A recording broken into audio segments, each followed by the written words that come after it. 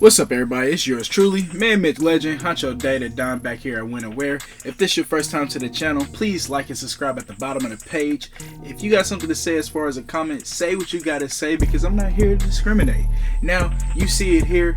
This is our first time talking about the NBA this year so far, and we got the NBA 2022 NBA playoffs as you see it.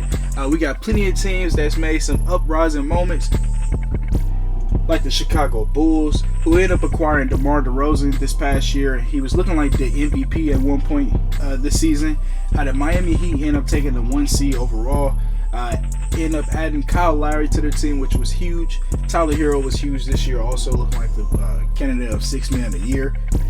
You got Toronto making a bounce back after rebuilding after 1 year, after losing Kyle Lowry. And you have the defending champs as a 3 seed trying to simply defend a ring and, have home court advantage the first round as far as being a 3 seed. So you got the Memphis Grizzlies on the west side, probably the most exciting story of the whole season.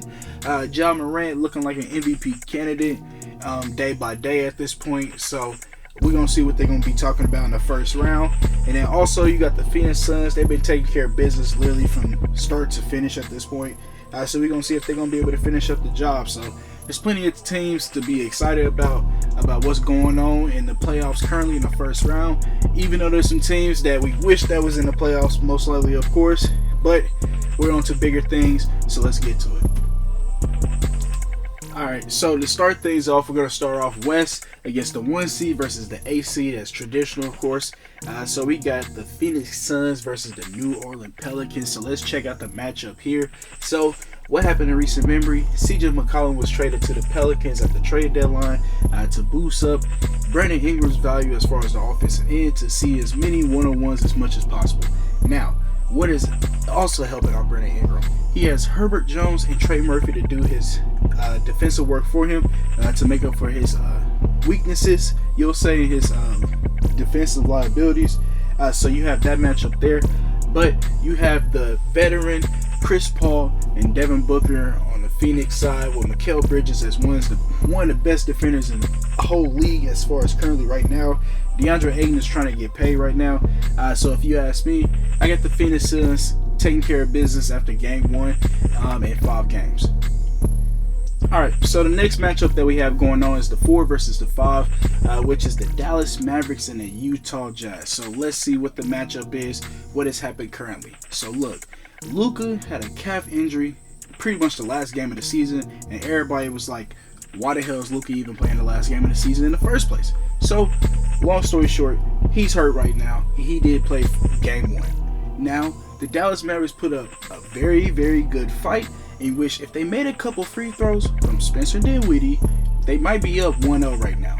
Now, they did shoot 30 plus free throws. You can look at it also to see if the referees was favoring one side, but that's up to you.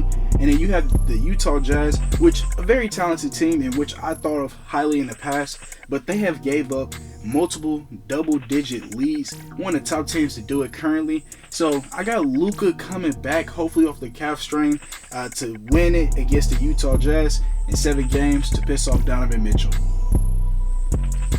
Alright, so the next matchup we have is the 3 versus the 6, which is the Golden State Warriors versus the Denver Nuggets. So what do we have currently?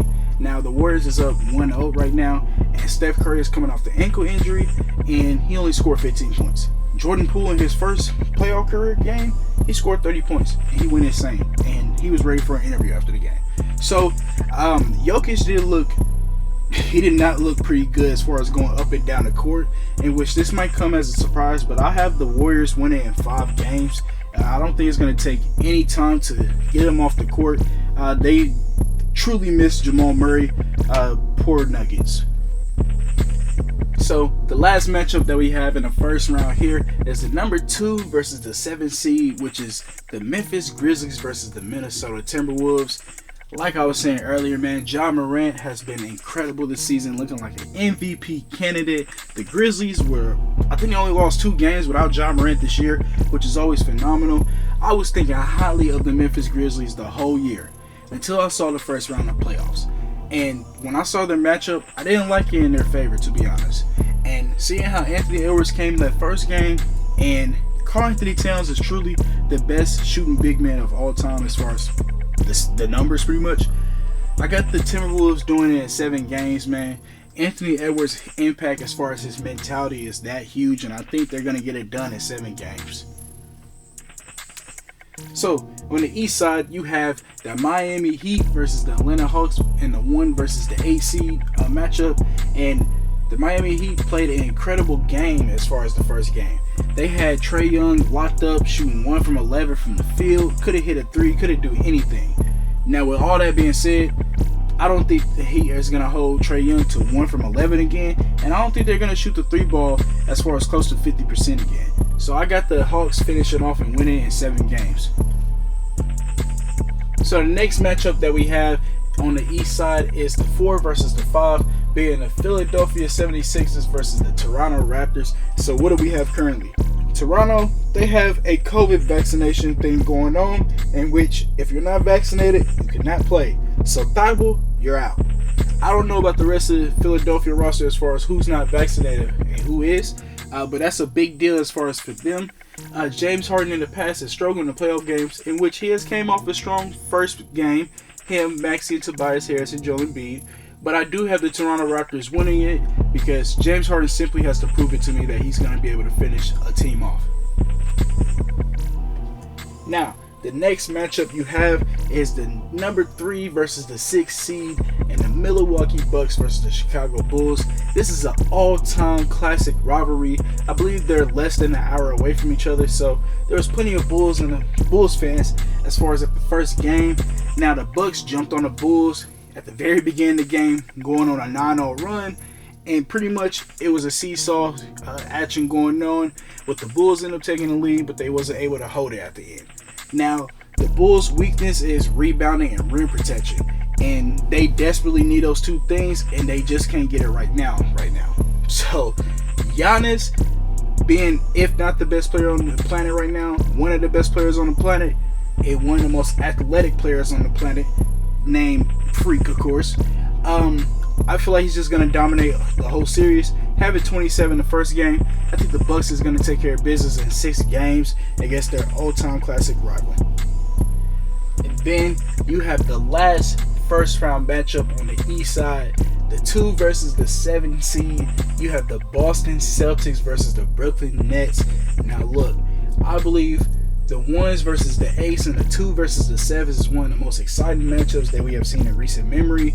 You have Kyrie playing against his former team, against that crazy ass crowd just booing him left and right, to the point that he started flipping off the whole crowd. So I mean, he's feeding into the act now, and I mean, it should be a hell of a series.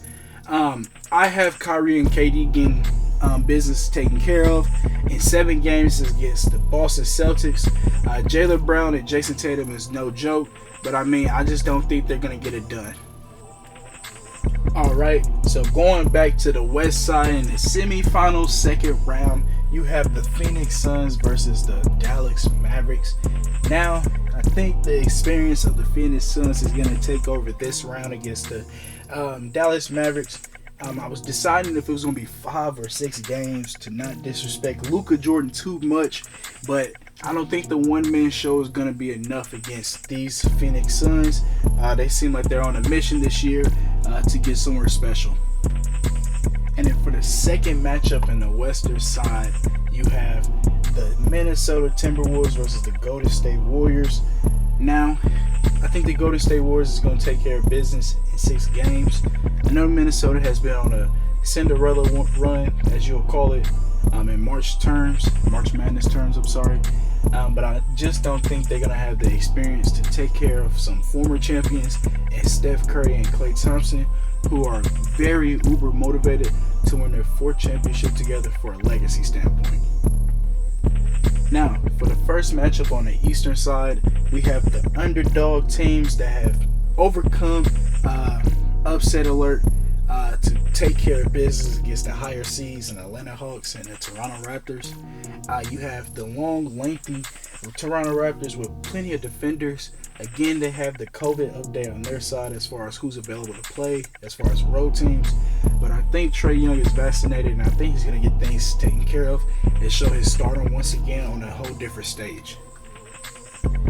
And then for the next matchup in this second round, you have the Milwaukee Bucks versus the Brooklyn Nets. Now, after getting the long haul series versus the Boston Celtics in 7, I think Brooklyn's going to be able to squeak by against Milwaukee to get the revenge of last year. Literally, if KD had a size, maybe 2 size smaller foot size, the Bucks are not NBA champions last year. We don't get the 50 piece that Giannis dropped in the last game of the season. So I think that KD is going to redeem himself. I feel like he's going for a personal goal as far as his legacy standpoint, because some people are even saying that he don't even have rings, as crazy as that even sounds at this point. So I think that the Brooklyn Nets is going to get the business taken care of in 7 games against all those defenders and the freak himself.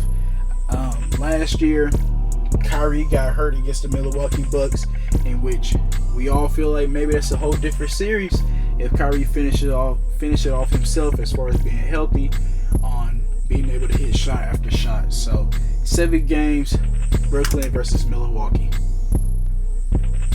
Going back out west in the Western Conference Finals, 1 series away from the NBA Finals, you have the Phoenix Suns versus the Golden State Warriors. After a long, hard-fought season, plenty of dance moves from the Phoenix Suns, plenty of dark thoughts for the Golden State Warriors of not having Clay the last couple of years. It's going to be a hard-fought matchup as far as heavyweight teams, blow to blow. But if you ask me, man, I think I'm going to go ahead and go with the Golden State Warriors and Steph Curry and Klay Thompson to redeem their old magic, to remind the whole league that everybody is tired of seeing this duo together, and in reality, as far as killing everybody as far as the ops. So I think they're going to get it done in 7 games. And going back out east in the Eastern Conference Finals, I don't know if this is going to be a first in NBA playoff history, but you have the 7 versus the 8 seed and the Brooklyn Nets versus the Atlanta Hawks. Trae Young is able to maneuver and find himself back in the conference finals after pretty much beating all doubt once again a whole nother year, as he uplifts his game, overcoming multiple injuries on his team. I think this kid's star power is really that incredible. With all that being said, I think that the Brooklyn Nets just have too much firepower as far as offense for the Atlanta Hawks, and I think they get it done in 6 games against the young Atlanta Hawks. Trae Young is special, but KD and Kyrie together is even more special if you ask me. So I think they find their way after a long fall season to the NBA Finals. Golden State Warriors, Brooklyn Nets. The storyline of this potential finals matchup can be truly insane. You have Kevin Durant, easy money sniper himself, leaving Steph Curry the best shooter of all time in both of their primes of their career, when everything was going so smooth as far as winning at a high level. Leaving for Kyrie, in which Kyrie is probably the best under the rim player of all time going towards the rim, but his availability has overshadowed his talent at times, in which it has poked fun at KD's narrative of his legacy as far as what do you think was the best decision for him. So we are here now, and if you ask me, I got the Golden State Warriors in 6 games against the Brooklyn Nets. KD's my favorite player, but I got him falling short. I feel like the Warriors is just more well put as far as an organization, as far as a unit of what they're trying to accomplish. Them losing Klay Thompson is going to be the most motivation that they ever needed as far as him coming back to that team. Probably the most loaded team that this Warriors team has ever had in this whole run in the last 6 or 7 years up until this point. So I have Steph Curry finishing off the season being the Finals MVP, getting the monkey off his back, winning his first Finals MVP of his career, being his 4th championship total, in which he's chasing the legacy himself as far as maybe best player of all time potentially. That brings us to the end of our video here today. You heard it from me first. Yours truly, man, myth, legend, Huncho Day, the Don here at When and Where. I got the Golden State Warriors after a long fought whole season with the fans coming back after COVID. Man, that was such a beautiful sight to see as far as this year on getting that feel of NBA basketball being truly back. I feel like they're going to get it done in 6 games to finish off the season to give us one of the most interesting off seasons that we could possibly think of in recent memory. So, once again, I'm yours truly, man, myth, legend, Huncho Day, the Don here once again at When and Where, and I'll check in with you next time.